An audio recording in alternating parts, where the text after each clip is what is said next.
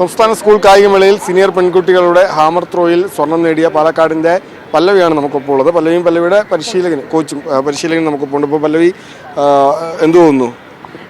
ഹാപ്പിയാണ്. ഫസ്റ്റ് വന്നു, കഴിഞ്ഞ കൊല്ലം സിൽവർ ആയിരുന്നു, അതിൻ്റെ ഒരു റിഗ്രറ്റും കൂടി ഇക്കൊല്ലം തീർത്തു.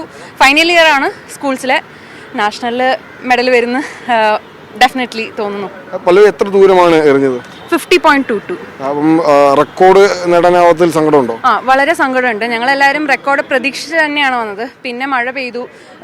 ആ ഗ്രൗണ്ടിലാകുമ്പോൾ വാം അപ്പ് ചെയ്യാനുള്ള സൗകര്യവും കുറവാണ്. ഞങ്ങളുടെ ട്രാക്ക് ഭയങ്കര ഒട്ടിക്കൊണ്ടാണ്, അപ്പോൾ അങ്ങനെ ചെയ്യാൻ പറ്റിയില്ല. ഹാപ്പിയാണ് സ്റ്റിൽ.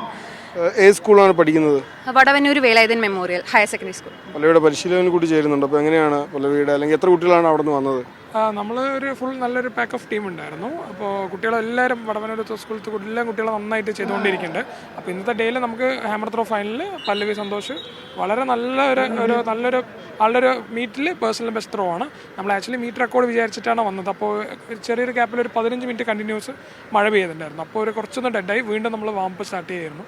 അപ്പോൾ നല്ലൊരു പെർഫോമൻസ് കാഴ്ചവെച്ചു. തീർച്ചയായിട്ടും ഈ ഒരു നാഷണൽ ഉറപ്പായിട്ട് ഒരു ഗോൾഡ് മെഡൽ തന്നെ നമുക്കൊരു ടാർഗറ്റ് ചെയ്യാമെന്ന് പറഞ്ഞിട്ടാണ് നമ്മൾ പ്ലാൻ ചെയ്യണത്. ഏതായാലും പല്ലവി സന്തോഷം.